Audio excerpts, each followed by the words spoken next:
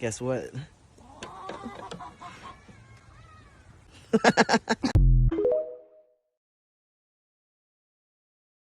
What do I need right now? Do tell. I will immediately go get whatever it is. Oh, I can't seem to find that. We now interrupt your doom scrolling to bring you this.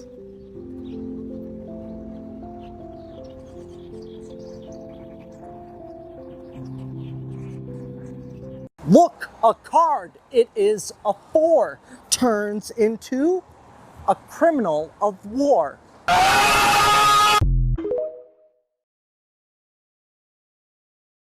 You know how couples start looking like each other? They're in the exact same position, same paw placement, same belly fluff poking through the roof. That's love.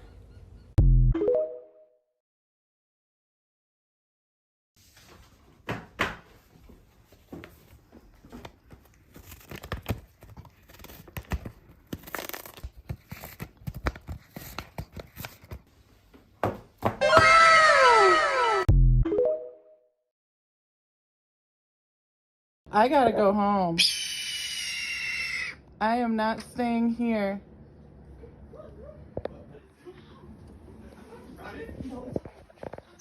Are you okay, little Hope?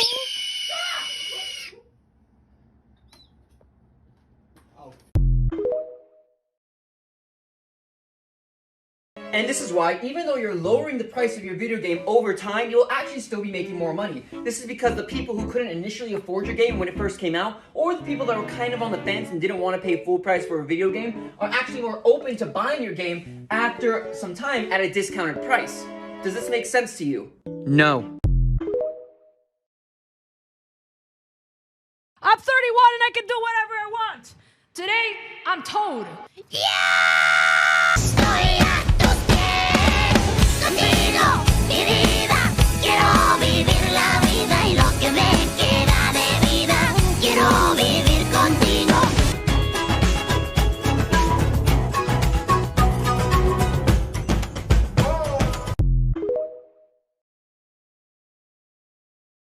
What's my superpower? Definitely like invisibility. Oh wow, lots of colors and fun stuff. That's awesome. Okay, what's my... Hey yo! I thought this was gonna be rated PG, but no, that was aggressive. I don't want to be that. Please give me something else. Cam, you're 22 years old. It's time to grow up. Farts aren't funny. This filter is immature. It's just not...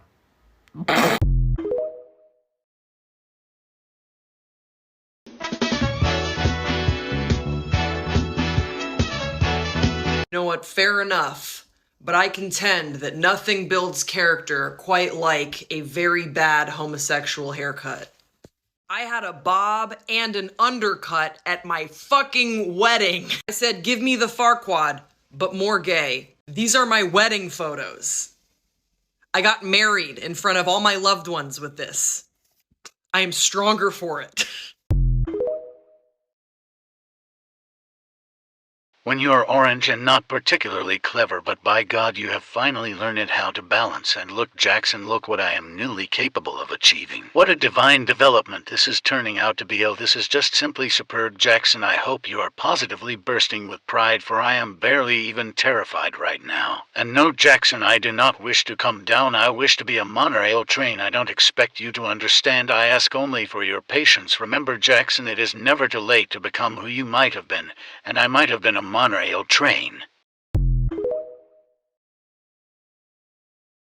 Fiji what? It's from the mountains of Fiji?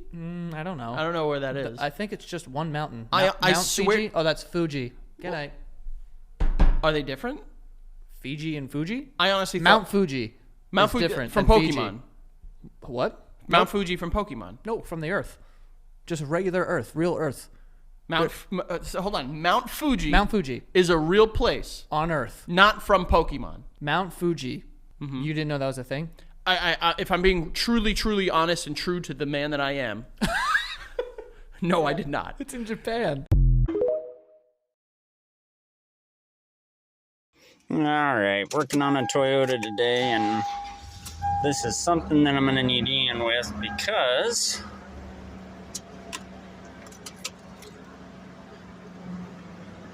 car's still running. Ian, it.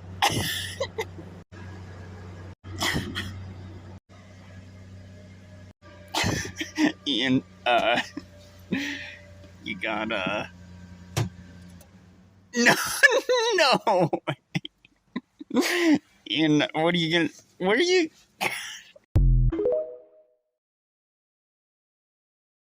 know if my memory is completely shot or what, but I simply don't remember people eating Brussels sprouts before the 2010s. Actually, there's a really good reason for that. So any kid who grew up in the 80s and 90s can tell you that Brussels sprouts were incredibly bitter when we were kids. I couldn't eat them. They were so bad. But in the 1990s, a Dutch scientist, his name was Hans van Doorn, he identified the chemical in Brussels sprouts that makes them bitter. So in the 90s, the chemical that was producing that bitter flavor was bred out. Meanwhile, they were crossbred with higher producing varieties, meaning we got more Brussels sprouts that weren't bitter. So by the time the 2010s rolled around, there were lots of Brussels sprouts and they didn't taste bitter anymore. And suddenly they're incredibly palatable and thus really good on restaurant menus. Genetic modification isn't a dirty word, it's how we make tasty vegetables today.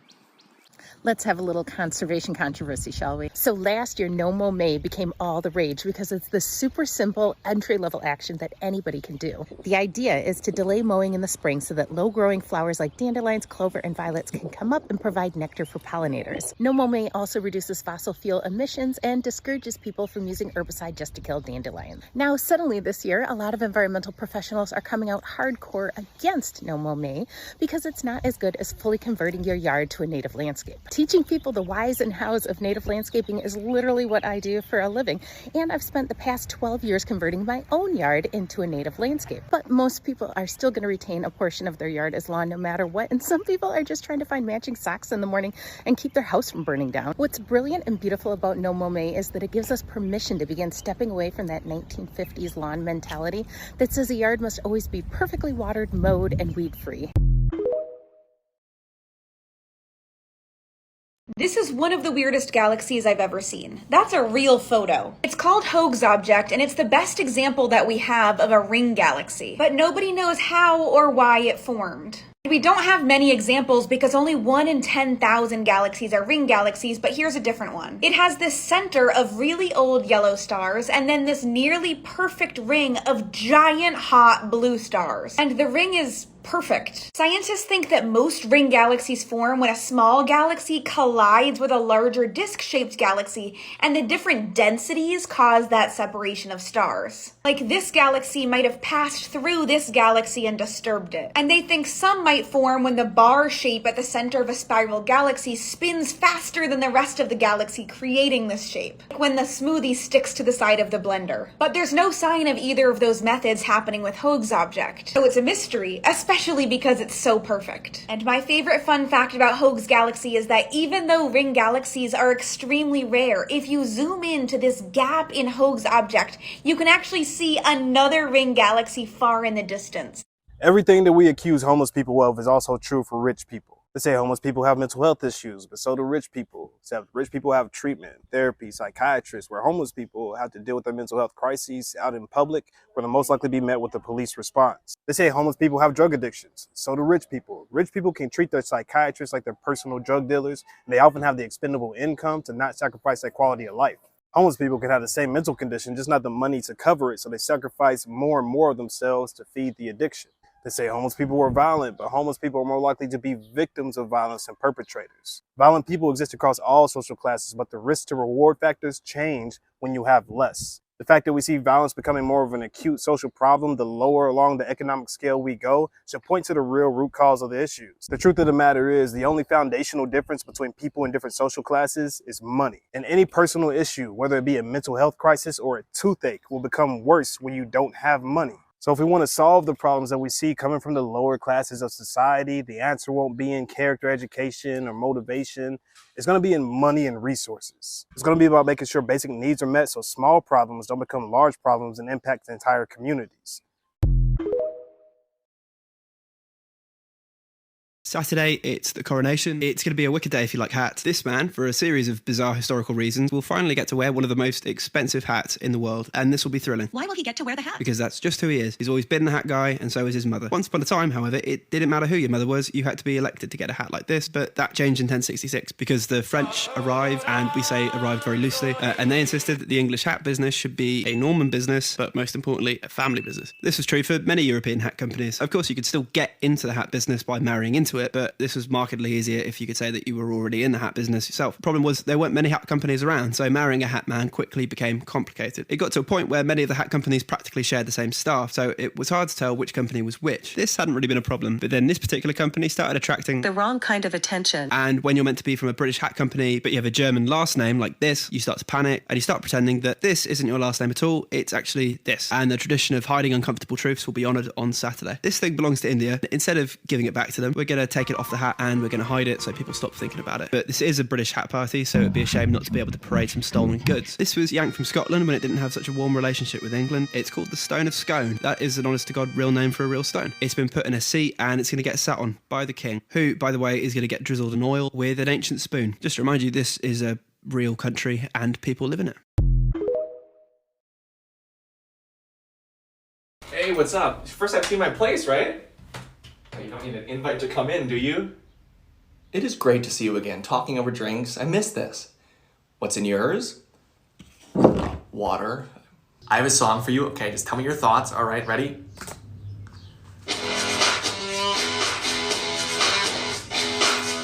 Make you want to play baseball? Or I just don't think it'll be that hard. Okay, you have to try next. Ready? Okay, what are your thoughts on steaks? Rare, makes sense. I was thinking more like this kind. You know what? I've been debating getting a new mattress lately. Would you go soft or like hard? Super hard?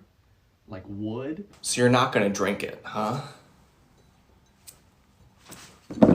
I, for one, think drawing while hanging out with friends is awesome. Like, underrated, really. Wanna see? You're right, it is a sunny day outside, huh? Oh, you have a little something right there. Other side. I'll just get a mirror. You know what? It'll be easier. The mirror wasn't that weird. It was next to me. Okay, you still have that thing on your face. I have something else that'll help. 1 second. Okay, question time. What were your thoughts on the new Batman movie? Specifically the main actor, Robert Pattinson. I'll be ready in 1 second. Just getting changed, okay?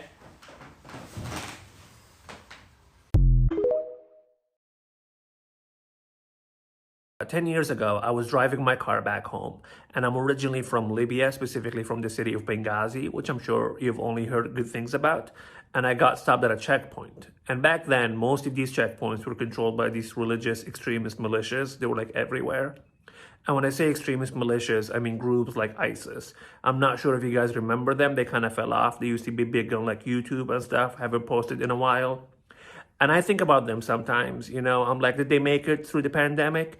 Which I'm sure they did, because those guys always wore masks. Anyway, they stopped me and they searched my car up and down and they found nothing and they were gonna let me go. And then one of them was like, hey man, before you go, I'm gonna ask you something. Who do you support, us or them? And I was like, first of all, let's acknowledge what a great question this is. Thank you so much for asking it, opening a dialogue, you know.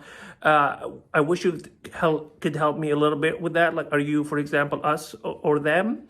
And he was like, no, who do you support, us or them? And I didn't know what to say. And I was like, oh man, Jesus Christ, which obviously I did not say that out loud because that would have been super awkward. So instead I went with God, I support God. And they were like, that's super dope. Yeah, that's actually the whole brand here. So off you go. Now, is that the worst car ride I've ever had? No. 2 weeks ago, I got into this Uber and the whole ride he was trying to convince me to invest into crypto. And I think that was way more traumatizing than anything else that has ever happened to me. It's always a good day when you see a politician get arrested. George Santos from New York, the guy who lies about everything, just got 13 federal counts. And he's been arrested by the Department of Justice. They listed the counts. He's going to be in court in like a half hour or so, where he's going to plead not guilty and everyone's going to be like, okay, bud. But the funniest part about like the statement about his indictments is they put the name George Santos in quotes. Because even the Department of Justice is like, George Santos, if that's his real name. Because they don't know. They're like, his full name's George Anthony DeValder Santos. We don't know what he actually goes by. When he's in Congress, he's George Santos. But going down the list, and a lot of them have to do with like his campaign and just lying to Congress and a bunch of other random stuff. But then they had this one count that was just like, the dude got $25,000 of COVID unemployment while he still had a job. Like, this dude was making money and was like, I'll just fill out the form. What's the worst that can happen? And then he kept grifting the entire time. They're like, yeah, he was money laundering. He was doing wiretaps. And then he said this one random count of just like, yeah, and stealing COVID funds. I'm like, what the fuck? This dude was stealing COVID funds, then joined the government, and then voted against COVID funds. Like, this shit's crazy. Also, not listed in the charges is stealing money from a homeless veteran's dog. Like, that's not even in there. They're like, listen, we can't go back that far with this dude. If we keep going back, we'll never be done writing up new charges. But there's probably going to be more charges coming. It always is like the start. They're like, these are the ones we definitely got right here. I'm guessing, I'm going to go over under. I think by the time it's done, it's going to be like 25 charges. That's my guess. My guess is going to be 25 total charges for George Santos, if that is his real name. The dogs were good again this week. Here are my top 5. At number 5, we have a puppy named Bo. She fell asleep on the news. In practice, he's moved around. He hasn't played in the first round series against the Panthers at all. We know he was injured in the regular season finale. She joined the anchors to promote how adoptable she is. She's from the Animal Rescue League of Boston, and if one of you doesn't adopt her by next week, we're gonna have some problems. At number 2, we have Moose. He has a painless ocular condition that makes his eyes very large. His eyes think it's always dark, so they dilate a lot when they shouldn't, making his puppy dog face unrivaled. And you thought I was going to go to number 3 without showing you Puppy Moose? You know me better than that. Our number 3 dog is Ginny. After waiting over 1,000 days at the Lexington Humane Society, Ginny was adopted this week. She's a black pit bull mix that required a family without children or other animals. Those are the hardest cards to be dealt in a shelter by far. The Humane Society posted this image of her empty cage and said, "It's a good morning, Ginny has left the building." We already have an update from the adopter that includes a photo of her sleeping in what appears to be a people bed. Our number 2 story this week is about a dog who is drifting out to sea on a boogie board. Before their human or any other onlooker could save them,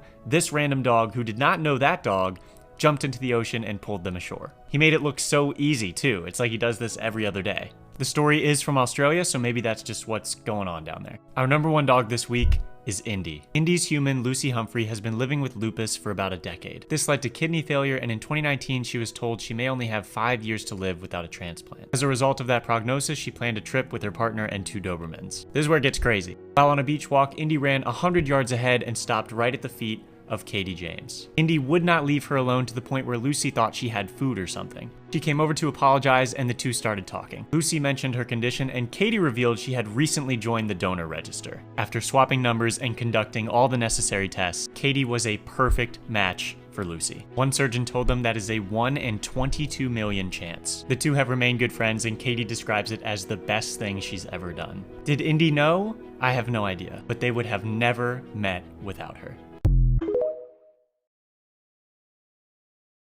My online girlfriend should be in room 204. It'll be nice to finally meet her in person. Can't open it. I just got here anyway. Why would I want to leave? Huh? No power. But I just came through this door. That's strange. I don't know what to do with that yet. I don't know what to do with that yet. Alright, up the...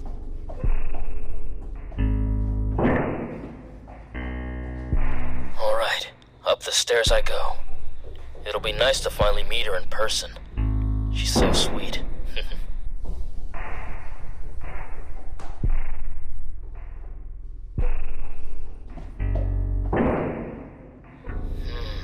Looks like the elevator's out. I'll have to take the stairs. My online girlfriend should be in room 204. Doesn't work. Who would have guessed? I'll have to take the stairs then. Whoa, I wonder what they use this room for.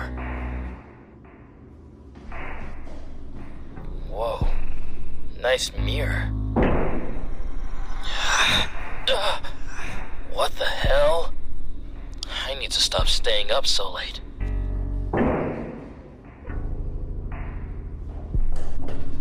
Huh. Laundry room. Cool.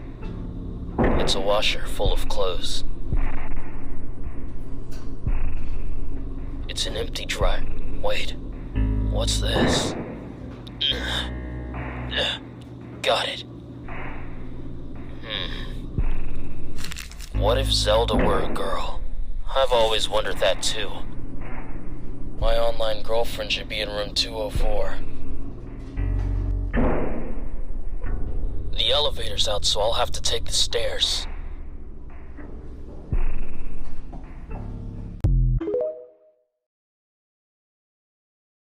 Seeing British people fighting for their lives to defend their Chinese food on this app is so funny. Nobody was saying that American Chinese is authentic.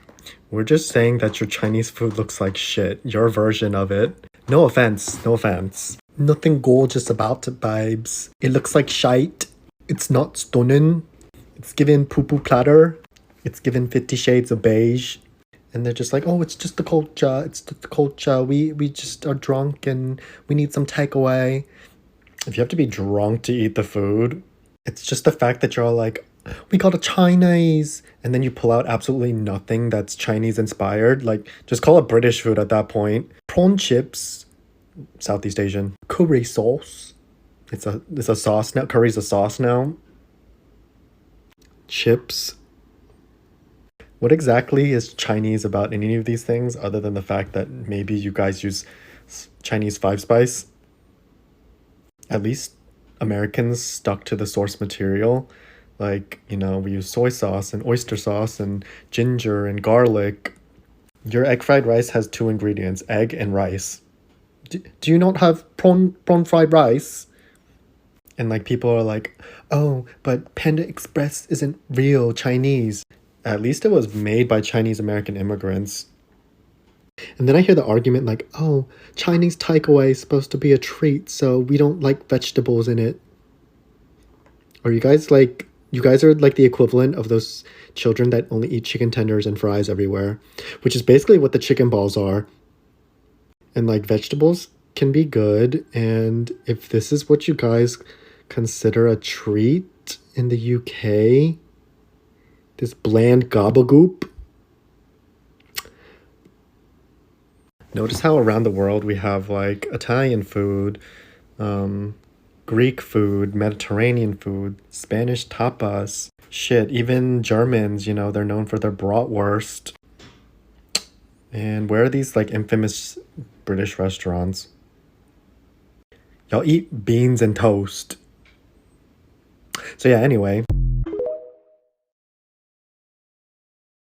The ever iconic annual Target Pride collection has been revealed. Let's take a look. The Target Pride collection generally evokes the same feelings as this tweet from this girl whose parents bought her a bunch of Ellen merch when she came out as gay. It famously has some pretty big hits and misses, like this frankly iconic lesbian dress from last year, and this rainbow suit, which I did buy, so let's look at this year's offerings. First up, we have this pink crop top that says Live, Laugh, Lesbian. Now, a lot of people aren't gonna like this, but I love it. The fact that it says Live, Laugh, Lesbian in the iconic Live, Laugh, Love font, it's irony come full circle, it's high camp. I want it on everything. I want a Live, Laugh, Lesbian doormat. I want Live, Laugh, Lesbian mugs. I don't think this was designed for gay people. I think this was designed for really supportive art teachers, and I love it for them. Then we have this green jumpsuit, which is fine, but then it just says gay on the back.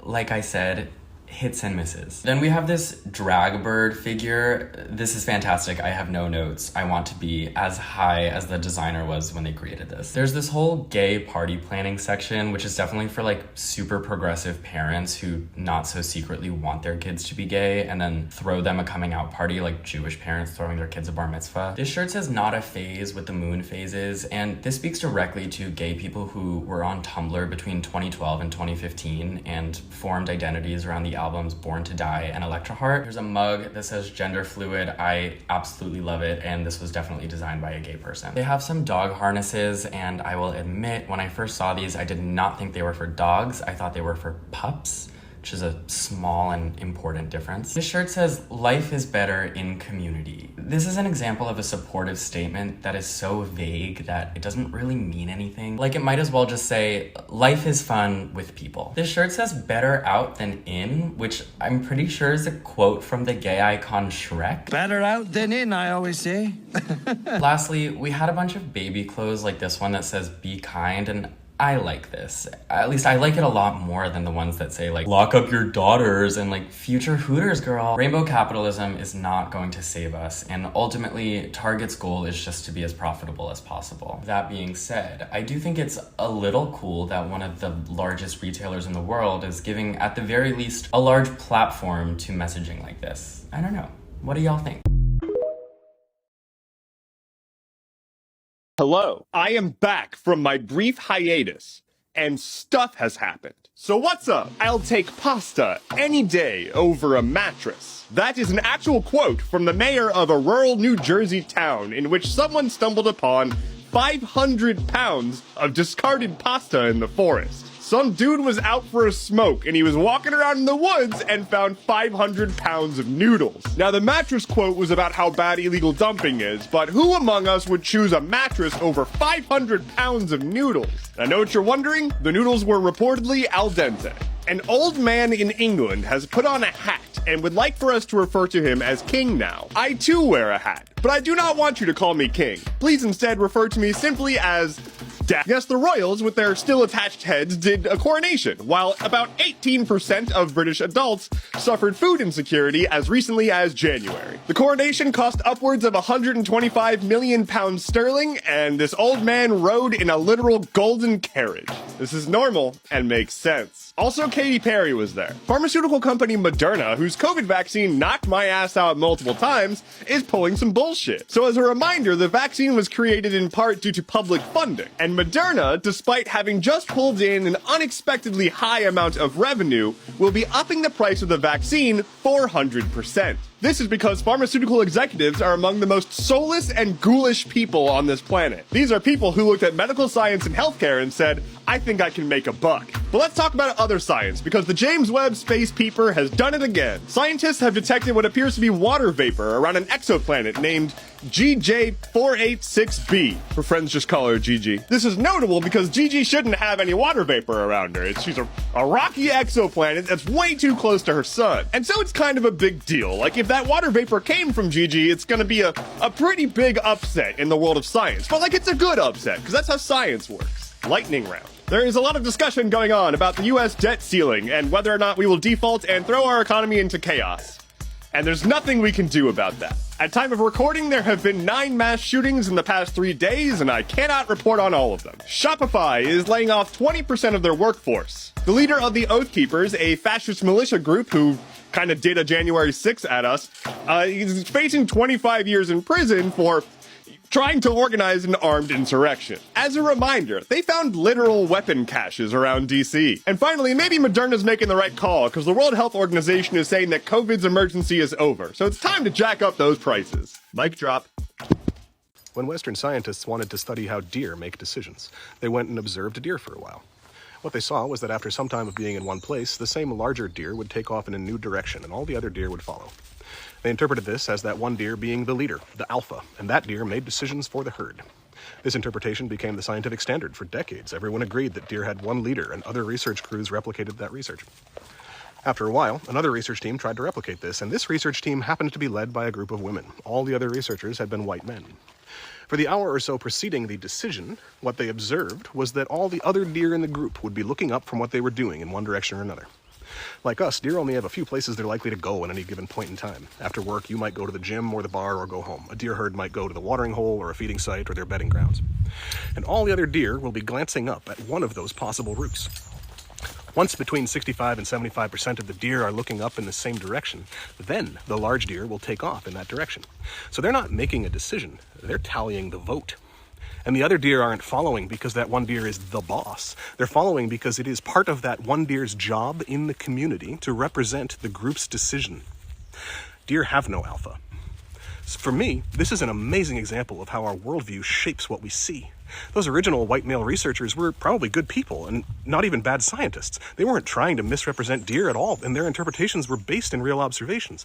But their inherited lens of hierarchy, of patriarchy, led them to subconsciously omit the actual democratic decision-making process they were watching in front of their eyes and hyper-emphasize the one data point that supported their hierarchical, patriarchal worldview. All of us, but especially men, inherit a worldview, a lens of patriarchy and hierarchy. So when we look at reality, we project patriarchy and hierarchy onto it in ways that blind us to the true nature of community and reality itself. Until we wash the patriarchy out of our eyes by healing our own wounds, then all of our best attempts at rational thought, at seeing reality clearly, are tainted by those wounds and prevent us from being able to see what's right in front of us. Our privilege blinds us. We need less privileged perspectives to see reality. Speaking of what's right in front of us, I mentioned how deer have no alphas. Spoiler, this is true for humans and wolves, too. No alphas anywhere, I'm afraid. The whole concept was debunked almost as soon as it was published, and now if you hear someone say alpha, they just mean I'm projecting my wounds onto natural systems in an unscientific and harmful way to try and validate harmful patterns and make my insecurities feel powerful. That's all the word means anymore. Oh, I studied that history about deer in college, but when I tried to track it down, I could not find the names of that female research crew. If any of my wildlife bio crew on here know their names or research, please remind me in the comments and tag me. Thank you. I'm a big fan of clouds, and Earth has plenty of options to choose from when it comes to interesting ones. This chart contains a lot of the notable options that exist. However, one of my favorites is missing from here, and it's actually the highest clouds that exist in Earth's atmosphere. They're called polar mesospheric clouds when viewed from space, and when they're viewed from the ground, they're called noctilucent clouds. They exist in the mesosphere as opposed to the troposphere like almost all other clouds, and I want you to understand just how insanely different these clouds are, because normal clouds in the troposphere like a cumulonimbus cloud have their tops sitting at like 50,000 feet or 15 kilometers. These clouds are sitting at 250 to 280,000 feet, or up to 85 kilometers up. They're just completely different animals. That crazy altitude they're sitting at actually gets them their name, because noctilucent clouds means night shining clouds, and they're sitting so high up at the edge of space that sunlight can hit them well after sunset and well before dawn. So it looks like deep twilight, but there's these electric blue clouds in the sky. And that's because the ice crystals at that altitude are way better at scattering blue light, so you get these impressive colors. When scientists want to learn more about these upper atmospheric clouds, they use radar as one of their tools, just like they would for lower level clouds. And radar fundamentally uses echoes to form a radar signature. So when you're looking at a lower level thunderstorm that may be developing a tornado, you can get what's called a hook echo, because that structure is echoing back to the station and showing a specific shape.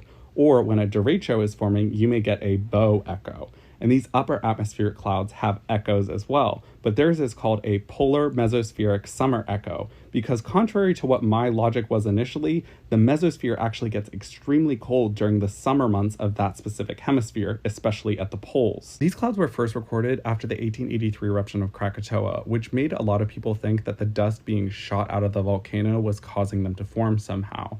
In actuality, it may have just been that more people were watching the sunrises and sunsets at the time because they were so vivid that it was just more noticeable than it was before. However, AIM, a program that was started by NASA in just 2007, found that meteors breaking up in the atmosphere were leaving dust behind, which allows ice crystals to form in that area. Also, rocket launches and space shuttle launches have been tied to the development of these clouds, and the clouds that were formed over the launch sites, let's say over Florida, were able to travel to the poles in less than a day. And the mechanism for that happening is unclear as well. So if you're a bored upper atmospheric science girly and you want something to work on, I'd be working on this. It's so cool.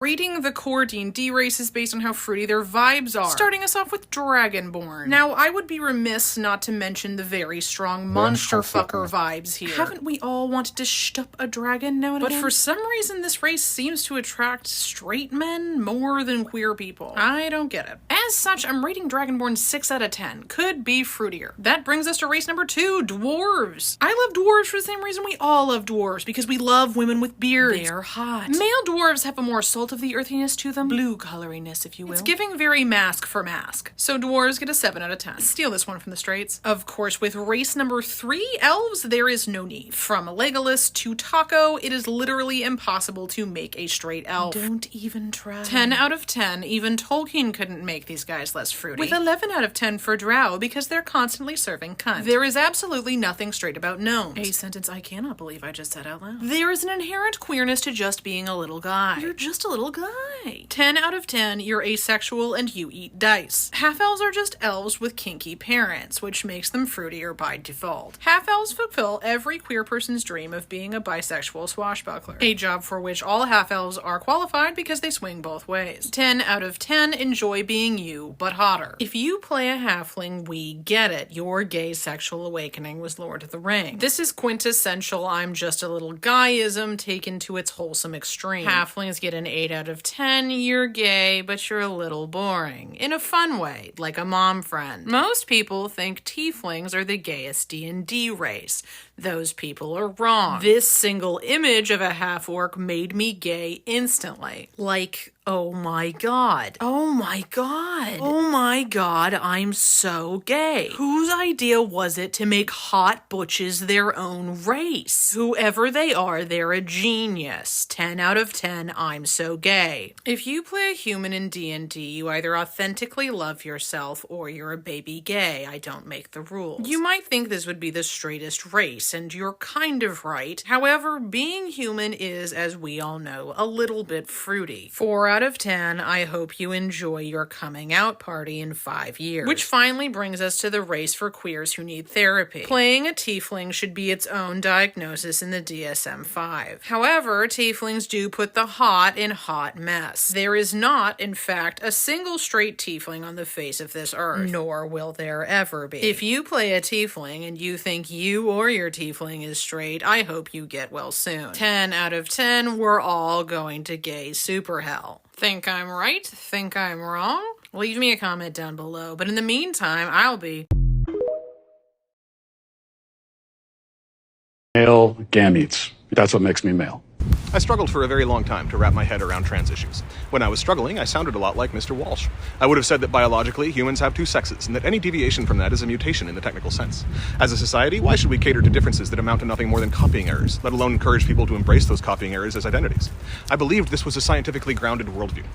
Then I did something Mr. Walsh has never done. I studied biology. I have a bachelor's of science in bio, and I taught it for many years. And in studying real biology, my concept of the world changed dramatically. I learned that the way we see and interpret science is always through our inherited cultural lens, with all of its prejudices, biases, and blind spots. Literally every living thing is the result of a series of what we would call mutations. And frankly, the word mutations is misleading because it suggests that the strategically implemented differences between individuals are somehow mistakes. They're not. Those differences are the evolutionary strategy of this planet to promote life, health, and wellness. Our bodies are capable of almost perfect accuracy, fidelity, when copying genetic code. Take Hox genes, for example. These are the genes that dictate where your spine, arms, and legs go. Mutations in Hox genes basically never occur. Our bodies get it right every time. Contrast that with mutations in our ability to smell different things. You are statistically guaranteed to have a different sense of smell than even your closest siblings because we do an intentionally messy job of copying scent genes to create diversity. So it's not a mistake that we have different senses of smell. It's how we evolved to function best as a community. The same thing is true for virtually every aspect of both sex and gender. Our genetic transcription and translation around sex and gender is much more similar to our messy, diverse scent genes than our rigid, fixed Hox genes. Sex and gender-wise, as a species, we're a hot mess. This means that as communities, remember, we're an evolutionarily communal species, so evolution is always selecting for collective strength, not individual. We benefited, or at least didn't suffer, from the presence of wide diversities of sex and gender. This is directly in line with the truth and wisdom that indigenous people all over the world have been saying for millennia, which is that people with different sex and gender identities bring wisdom to the communities they're a part of. In addition to the increase of awareness of trans people, there also seems to be an increase in the rate of transgenderism in the human population. Some research links this to chemical pollutants, hence Alex Jones' wild rants about making the friggin' frogs gay.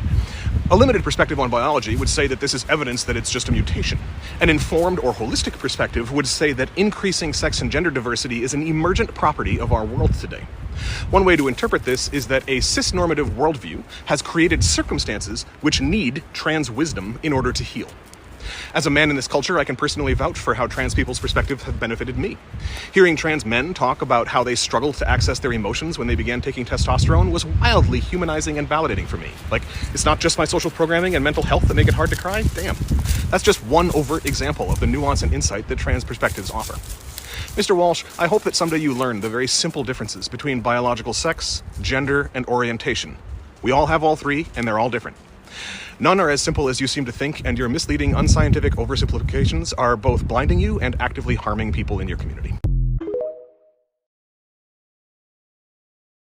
I hope you're ready for a 3-minute deep dive into the origin of no ethical consumption under capitalism, because that is what you are getting. So the idea of no ethical consumption under capitalism has its origin in the 90s and the practice of ethical consumerism. The ethical consumer acknowledges that capitalism is exploitative, but that exploitation exists on a scale. Some companies offer better pay, are less environmentally destructive, and so on. So a $1 chocolate bar made from cocoa harvested by slave wage child laborers is less ethical than a bougie $10 bar made from cocoa harvested at a living wage. But as soon as people started talking about ethical consumerism, it came under fire. For one, because it is unavoidably classist. Who gets to call themselves an ethical consumer here? In our chocolate example, very few people can afford to buy the $10 bar. The ethical product serves this dual purpose of alleviating the wealthy of their guilt while also shifting blame to the middle and working class who can't afford it. Because if they're not part of the solution, they're part of the problem, right? The philosopher Slavoj Žižek mockingly calls this consumer activism. He criticizes it for reframing problems of inequity and inequality as a problem created by consumers that can only be solved by consumers, both of which are demonstrably wrong. It is highly unlikely that $10 chocolate bar will change anything. Particularly since buying ethical usually happens on such a small scale, it's unlikely to be able to alleviate the harms of capitalism anyway. And so all that the practice of ethical consumerism might actually accomplish is to alleviate the people who participate of their obligation to look deeper, and to accomplish actual meaningful change. Because that $10 chocolate bar is not making change, it's more like purchasing indulgences. Which brings us to 2014 and the appearance of the This Is What a Feminist Looks Like t-shirt, which was a collaboration between the feminist organization The Fawcett Society, Elle UK Magazine, and the fashion brand Whistles. And within weeks of the shirt's debut, it was revealed that this $45 t-shirt was being produced in Mauritius at a factory that paid its workers 62 cents an hour and slept them 16 to a room. It was a huge embarrassment, a PR disaster the shirts were pulled. But should they have been? Because it was subsequently revealed that those wages were well above average for Mauritius, and the factory had, on the whole, a good reputation. We also have to wrestle with the fact that if we pulled a different shirt out of our closet or bought a different one, it would likely be made in even more exploitative conditions. And doesn't the pro-social message still matter? And this is the moment in which no ethical consumption under capitalism emerges as a slogan and a meme on Tumblr. It didn't mean that because there's no truly ethical form of consumption that you're free to do whatever. Rather, it means that if you are trying to be an ethical consumer, you have to do your homework. If you don't want to fall for corporate ethical consumerist marketing that's actually just pinkwashing or greenwashing, you need to interrogate their claims. We also have to remember to be kind to ourselves because we might be making the best choice from a range of bad options. Because the consumer isn't the cause of exploitation or unsustainable practices. Corporation, the whole system of capitalist production, is the problem. Specifically, I'm speaking of the instance where I'm referring to familiar English being quite simple. Now, I think there are ultimately two different reasons why people will say English is not that complicated, particularly people that grew up speaking English or are native English speakers. It's because English is not gendered and English doesn't have that many verb conjugations. And while both those things are true, I think it's important to realize there are many other aspects to language. I'd like to go over a couple of them that I think make English very complicated for people learning this language. Number one, he smells can mean two entirely different things depending on whether or not smells is an active or a passive verb. So the fact that there's no conjugational difference between the two can be very confusing. Number two, many languages have incredibly straightforward rules about comparatives. Just add the word more and you're done for 99% of the time. But in English, we have two different comparatives. You can either add the word more or you can add an ER, and it can be difficult to know when you're supposed to use which one. I distinctly remember being a child and my cousin yelling at her mother, trying to explain to her that you couldn't say more funnier. The thing is, she couldn't remember whether or not you're supposed to use more or just add an ER, so she just used both. And it's understandable. You can't be more smart, you have to be smarter. But you can't be intelligenter, you have to be more intelligent. Things can be more clear or they can be clearer, and things can't be funner, they have to be more fun. And if you think that's the stupidest thing you've ever heard, well, it might also be the most stupid thing you've ever heard. That one's also fine too. Number 3, just adding a single article or removing a single article can completely change the meaning of a sentence. You can be in the prison or you can be in prison. Those are 2 different sentences. However, you have to be in the hospital. You can't be in hospital. In hospital just does not mean anything at all. And of course, that's very different from saying you're at the hospital, which brings me to number 4, the fact that prepositions can be an absolute nightmare. You've no doubt heard things like you have to get on a bus but in a car, someone's in a movie but on a TV show, but it goes much, much further than that. We have things like while and during, which sound like they should be incredibly similar, but aren't. I can say during the movie I had to go to the bathroom, but I can't say while the movie I had to go to the bathroom. And I have to say while the movie was playing I had to go to the bathroom. But I can't say during the movie was playing I had to go to the bathroom either.